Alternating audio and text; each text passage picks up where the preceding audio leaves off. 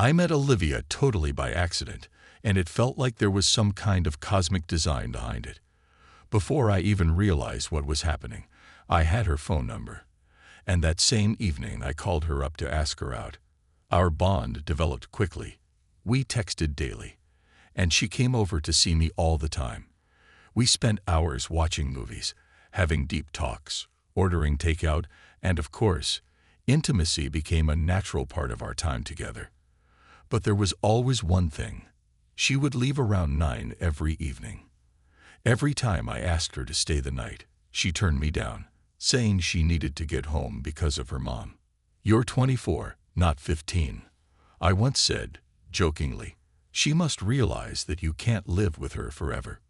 "She gets it, but she's not ready yet," Olivia replied, a sad look on her face as she slipped on her jacket in the hallway. "Let me meet her," I offered, thinking it might help.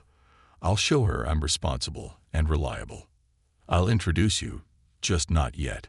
She's going through a tough time right now," Olivia reassured me.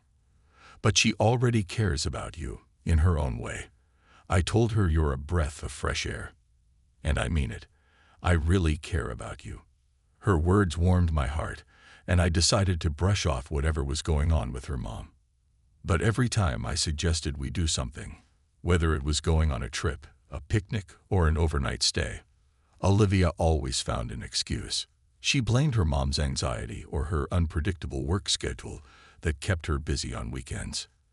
"It's like you only work Saturdays when I ask you to do something," I couldn't help but remark one day. "Just a coincidence," she replied nonchalantly, quickly changing the subject. I should have paid more attention to the signs, but I was too caught up in the moment to notice. Then one day, everything fell into place. We ran into each other outside my place, and I suggested we grab a bite at a cafe. Olivia hesitated, insisting we head straight to my apartment because she missed me so much.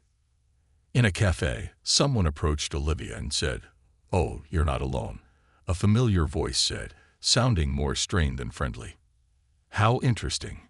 "I just gave him a lighter," Olivia muttered under her breath, hoping I wouldn't hear.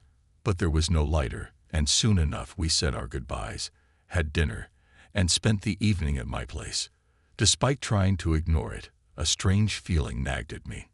A week later, I got a message from one of Olivia's friends on social media. "Hey, I finally tracked you down. Remember me from the mall last week? I'm Catherine," the message said. I replied that I remembered, curious as to why she was so eager to get in touch. We started chatting, and soon enough, she told me something that made my blood run cold. It turns out that 3 years ago, Olivia and Catherine were close friends. Catherine had a boyfriend who liked Olivia, and she was secretly courting him. When the situation started to escalate, Catherine felt that the situation was turning into chaos.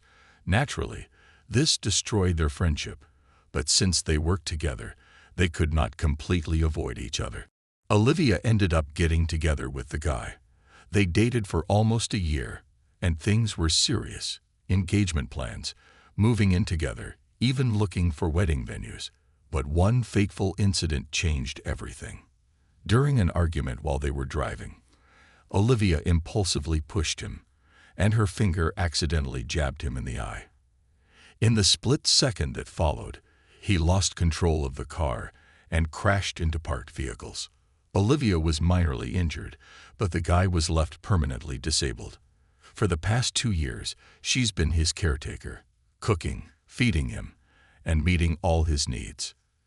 This revelation sent chills down my spine, making me question everything I thought I knew about Olivia. This new lifestyle was far from easy for her.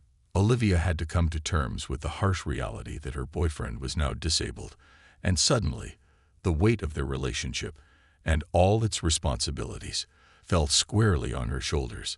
Simple things, like going for a walk or planning a trip together, became impossible. It felt like every step forward was weighed down by his condition, making their bond even more strained. As I watched her navigate this heavy new reality, I couldn't help but wonder about my place in all of it.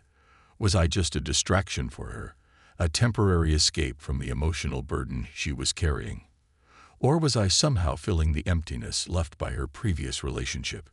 Could it be that she was already thinking about leaving me behind, as I was nothing more than a brief interlude in her life? But of course, I never got any answers to these lingering questions. One day, without warning, Olivia completely cut off communication with me. It became clear that Catherine had spilled everything, revealing the secrets I never knew. And just like that, I found myself in a strange, uncomfortable position. I had unknowingly stepped into a role I never intended to play. I was almost the one who stole her away from her heartbroken ex, the very same guy who had been deceived by her. Had I known the full story, I would have never gotten involved with her in the first place. Now I was left feeling confused, betrayed, and uncertain about everything that had happened.